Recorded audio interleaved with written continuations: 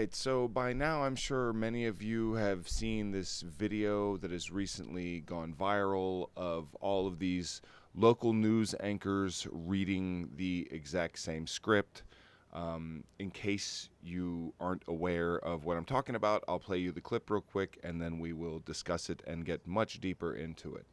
Hi, I'm Fox San Antonio's Jessica Headley. And I'm Ryan Wolf. Our greatest responsibility is to serve our Treasure Valley communities, the El Paso, Las Cruces communities, Eastern Iowa communities, Mid-Michigan communities. We are extremely proud of the quality, balanced journalism that CBS 4 News produces. But we are concerned about troubling, irresponsible, one-sided news stories plaguing our country. The sharing of biased and false news has become all too common on social media.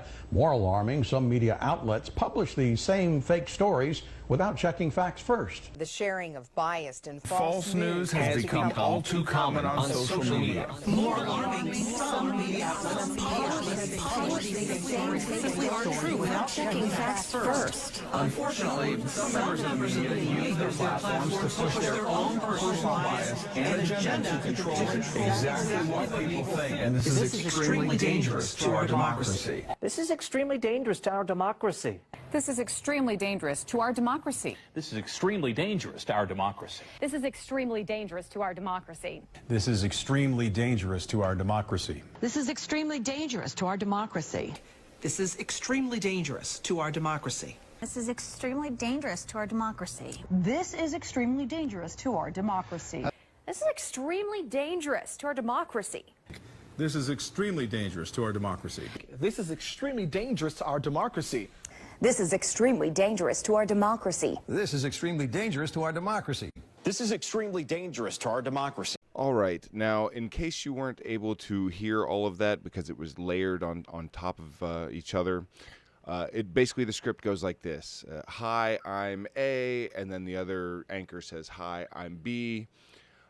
They say, our greatest responsibility is to serve our whatever community they're in. We are extremely proud of the quality, balanced journalism that whatever their news network produces. But we're concerned about the troubling trend of irresponsible, one-sided news stories plaguing our country. The sharing of biased and false news has become all too common on social media. More alarming, some media outlets publish these same fake stories, stories that just aren't true, without checking facts first. Unfortunately, some members of the media use their platforms to push their own personal bias and agenda to control exactly what people think. This is extremely dangerous to our democracy. At whatever station they work at, it's our responsibility to pursue and report the truth. We understand truth is neither politically left nor right. Our commitment to factual reporting is the foundation of our credibility, now more than ever. But we are human, and sometimes our reporting might fall short. If you believe our coverage is unfair, please reach out to us by going to whatever their news station website is and clicking on Content Concerns. We value your comments. We will respond back to you. We work very hard to seek the truth and strive to be fair, balanced, and factual. We consider it our honor, our privilege to responsibly deliver the news every day. Thank you for watching, and we appreciate your feedback. So in case you weren't aware who Sinclair Broadcast Group is, they are an extremely conservative, Republican-leaning, Trump-supporting corporation that runs news outlets. Now, that in itself doesn't seem so bad, but what they really do is they take over local news stations, like local to, certain cities, certain areas, and then they send out must-run scripts for their anchors to read. And the irony of calling out fake news with a script that you force all of your anchors to read from their corporate overlord, it's such a bastardization of journalism, and they're using that to call out fake news, which is Orwellian to a level that I guess I'm just growing accustomed to. It's become so ridiculous. Citizens United, the court ruling, is literally fucking over citizens in favor of money. like We just don't know. The Patriot Act means giving away your freedom. So as I stated earlier, they have these must-run segments on these local news channels that Sinclair operates, and they literally send them scripts and segments that they have to run. And I want to make very clear, you can have a very conservative news channel like Fox News or whatever. What I have a problem with is being dishonest and disingenuous and not being upfront about your motives and where you're coming from, and trying to sell people your ideas as if it's just like local to everybody. And that's what they're going for.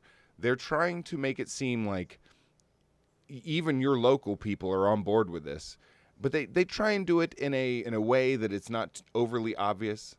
So I've got a few examples here for you.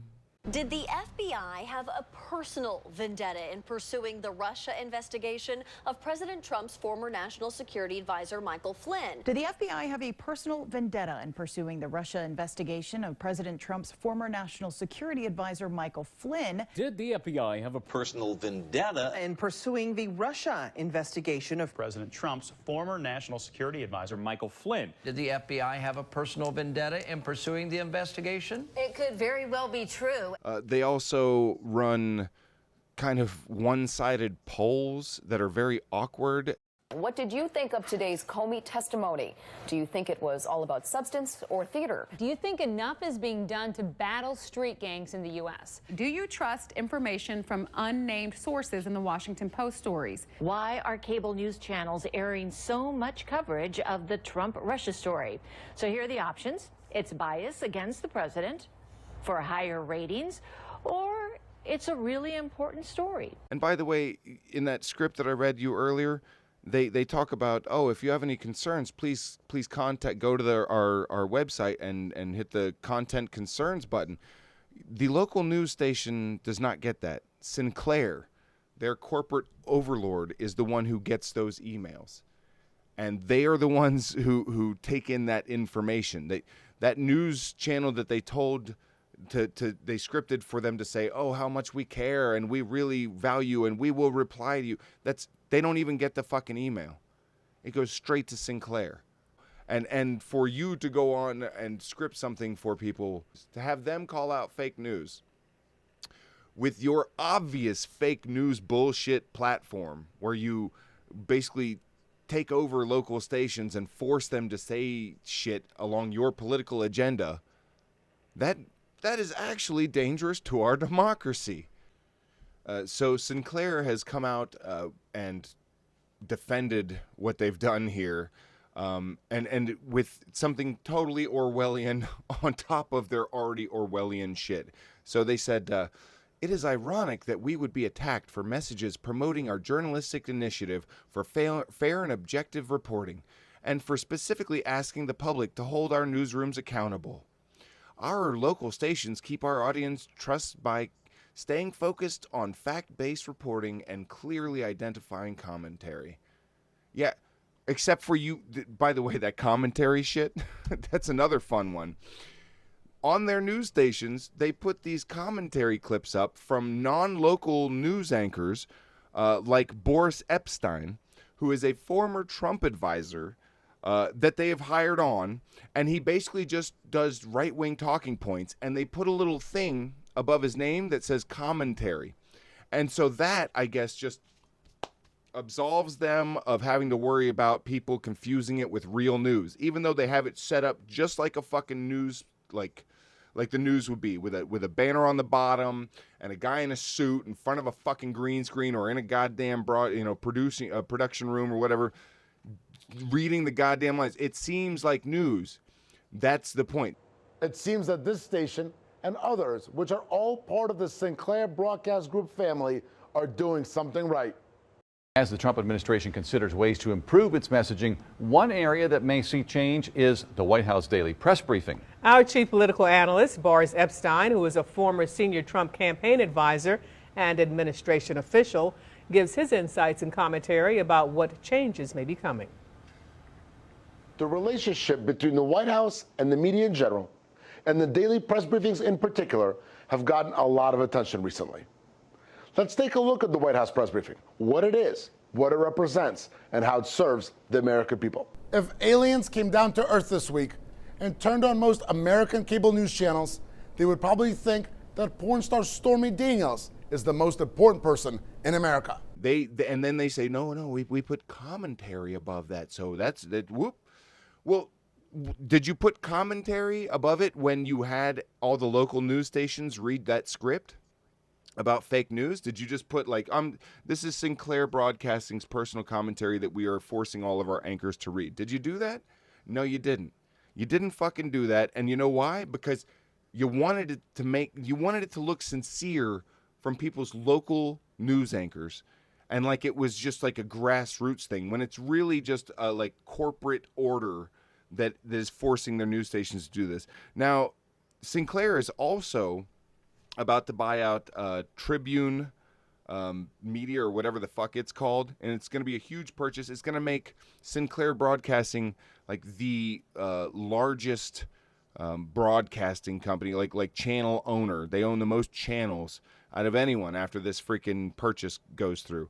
They're gonna give them the okay to go ahead and basically become a monopoly on this local news shit, and put out their personal opinions on local news with scripts like this talking about the dangers of fake news to our democracy. Leading people, I mean, the way that it's worded is absolutely disgusting. Let me pull this back up.